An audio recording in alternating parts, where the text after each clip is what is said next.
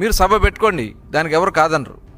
గుడివాడలో నిన్న జరిగినటువంటి సంఘటన, ఇవాళ అక్కడ కూడా బీసీ అనే ముద్రని పెట్టి అరాచకం చేయాలని ప్రయత్నం చేస్తున్నారంటే మీరు సభ పెట్టుకోండి, దానికి మేము అభ్యంతరం లేదు.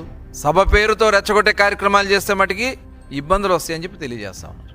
మీరు అక్కడ కావాలని చెప్పి ఉద్దేశపూర్వకంగా ఆ జెడ్పీ చైర్పర్సన్ అక్కడ నిన్న వారు మాట్లాడినటువంటి మాటలకి తెలుగుదేశం పార్టీ వాళ్ళు అక్కడ ఏదో నిరసన తెలియజేసుకుంటా ఉంటే వాళ్ళ మధ్యకు వచ్చి రెచ్చగొట్టే కార్యక్రమాలు చేయటం, వెళ్ళిపోమని చెప్పి బతిలాడినా కూడా వెళ్లకుండా మళ్ళీ వెనక్కి వచ్చి వాళ్ళ మీద పరుష పదజాలంతో భార్యాభర్తలు ఇద్దరు మాట్లాడితే అక్కడేదో పెద్ద డ్రామా చేసి ఇంకా మహానటుల్ని మించి నటిస్తా ఉన్నారు. మహానటులు నిజంగా చూస్తూ ఉంటే సిగ్గు అనిపిస్తూ ఉంది. అసలు వీళ్ళు ప్రవర్తన చూస్తూ ఉంటే సభ్య సమాజం సిగ్గుపడతా ఉంది.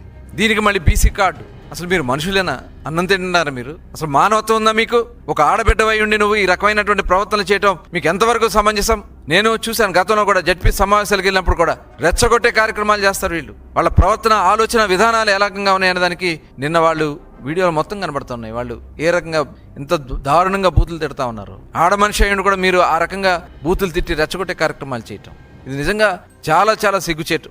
నిజంగా కృష్ణా జిల్లా జడ్పీ చైర్పర్సన్గా ఆ మహాతల్లి ఈ రకమైనటువంటి రెచ్చగొట్టే కార్యక్రమాలు చేసి ఇవాళ అక్కడ తిరగబడితే దాన్ని తెలుగుదేశం పార్టీకి, తెలుగుదేశం పార్టీ నాయకత్వానికి ఇవాళ పేర్ని నాని గారు మాట్లాడుతున్నాడు, లోకేష్ గారు చెప్పారని చెప్పాలట అని ఆ నాయకుడితో చెప్పి రాష్ట్రం అంతా బొగ్గుమనిపించాలంట. ఏంటి వీళ్ళ ఆలోచన విధానాలు? ఇవాళ మీరు బుక్ అయిపోతున్నారు, అది గుర్తుపెట్టుకోండి. మీరు చేసినటువంటి కార్యక్రమాల వల్ల 151 నుంచి 11కు పడిపోయారు. ఇలాంటి కుట్రలు చేసే మీరు